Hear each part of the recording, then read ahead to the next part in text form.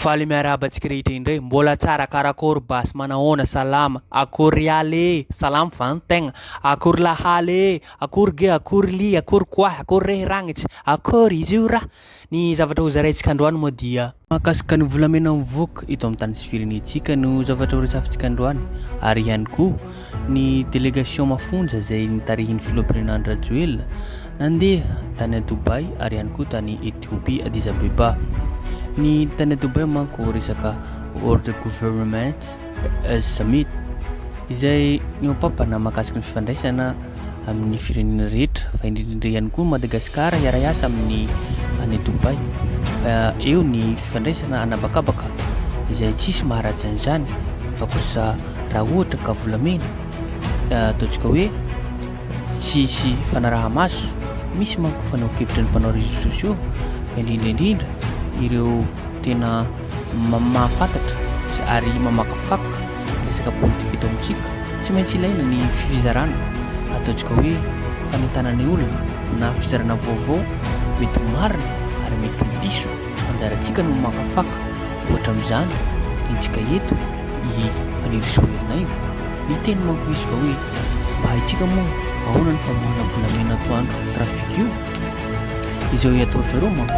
misy olona tsotra marobe mivoaka mandeha Dubai dia any amin'ny soto ny volamena efa miditra tsisy contrôle satria efa misy complice ny amaranty ny douane ny gendarme ny PAF dia samy voatondraka vola daholo dia ireo mandeha ireo mpandeha zany dia fotsy zavaraina sista mandeha fotsy zany savaina ny bagage à main fa tsy ahitana ny nina fa rehefa any Dubai dia efa misy ny tsena dia manao ny déclaration rehetra vita kabary samy mitondra kilo maromaro avy amin'ny 20 kilo ohatra fois D par personne dia olona 110 zany firy kilo 110 moa délégation namonjy sommet du gouvernement takehony zany hoe maro zany le gouvernement maro zany le ary ihany koa misy fitenitsika andeha tany amin'ny fotoana io misy moa fomba fiteny aminao zao hoe maro androfo zany hoe na dia mandeha any aza mety misy mety président Rajoelina na ministre vitsivitsika roa na telo ihany mety mandray fitenena na ataontsika hoe miresaka ary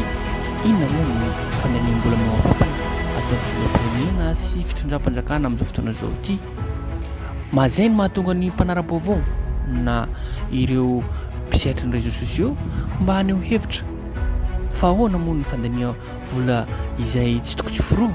tokony mahavita zavatra hafa nefa ianao mandeha mety misy ambadika mety misy fahamarinana ihany angamba zany teny fanerisoherina avy zany ary eo ihany koa ny fitenenan'ny Fleury Kotomalala fa hoe misy délégation mafonja ary haneho hevitra ihany koa izy mahakasika ny zavatra rehetra zany ahoana moa no tsy tenenantsika fandaniam-bola ohatran'izany dia eo ihany koa izy nandeha tany any Ethiopie nitohy manko nidiry zareo avy tany Dubai dia nandeha any Ethiopie dia resaka mahakasika ny resaka fanabeazana eo ihany koa ny tsy fandria balemana ary ihany koa dia ny tsy fanjariana sakafo zay manko no ataontsika hoe dia ny filoham-pirenena Rajoelina zay tarihina dia ho zay koa nangavatsika rehetrarehetra mba handinika handinika lalina ahoana mo fandinina zavatra tenentsika teo zay raha ohatra fandraisana any Dubai resaka fitaterana abakabaka dia tsisy maharatsy an'izany tompo ary ilaina an'izany fa kosa move ny volamena izay avokatsika ny kolikoly sy mampandroso antsika rehetrarehetra eto amin'ny tany sy firenentsika tia kely fa tsy mijery vahoaka madinika vahoaka maro 27 millions na 28 millions na 30 millions atsika amin'izao fotoana zao ity fitiavan-tena misy tafahoatra no manoatra zany ary ihany koa aoka ho jerentsika ihany koa ny diana ataon'ny filoham-pirenena zay satria be amboko loatra izy misy eo ivelany fa hoe ohatran'izao ny firenentsika nefa raha mijeranao google mijeranao rehetrarehetra dia anisan'ny firenena zay farany mahantra mety maharaka an'izany mety mahafantatra zany ane ireo président rehetrarehetra maneran'izao tontolo zao ary ihany koa ny vahiny amin'ny resaka sommet ohatran'ny gouvernement reny mahakasika ny économie zany na ray mahakasika politika zany mahakasika rehetrarehetra social-mboka rehetrarehetra fa indrindrindra tsy fandriam-pahalemana ary eo ihany koa ny loto isan-karazany eto amin'ny tany sy firenentsika raha vao manao recherche ihany anao amin'ny google tsy mandainga zany ary hita boky hita pirenena atsika zany karazana hoe mirehareha soloantsika rehefa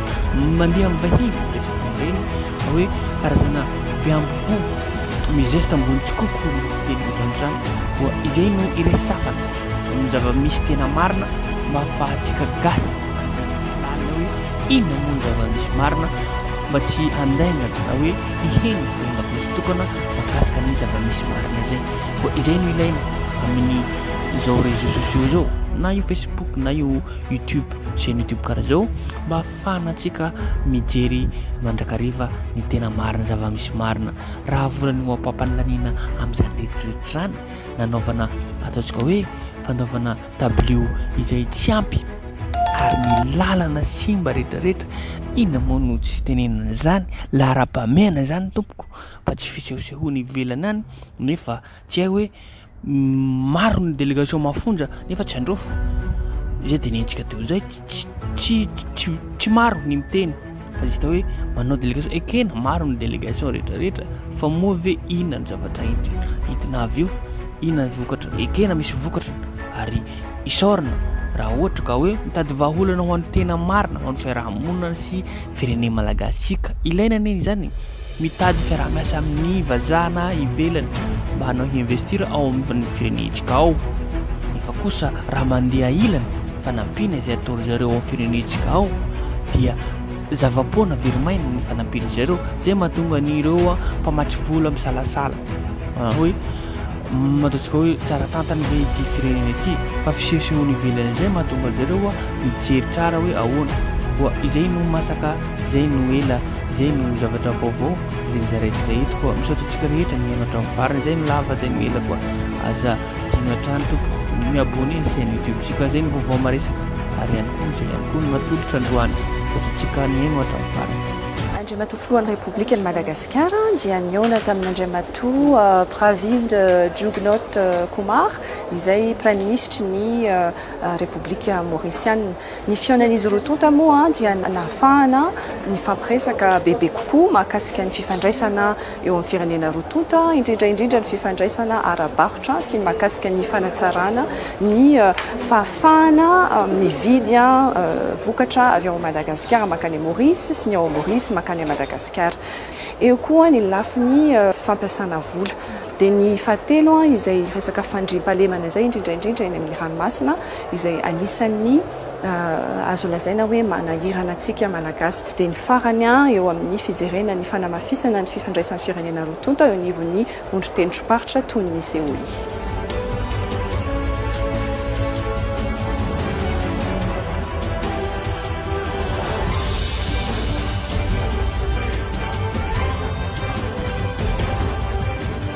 Félicitations pour votre deuxième mandat et je vous souhaite, la Banque mondiale vous souhaite tous les succès. Merci pour tout. Bonne chance.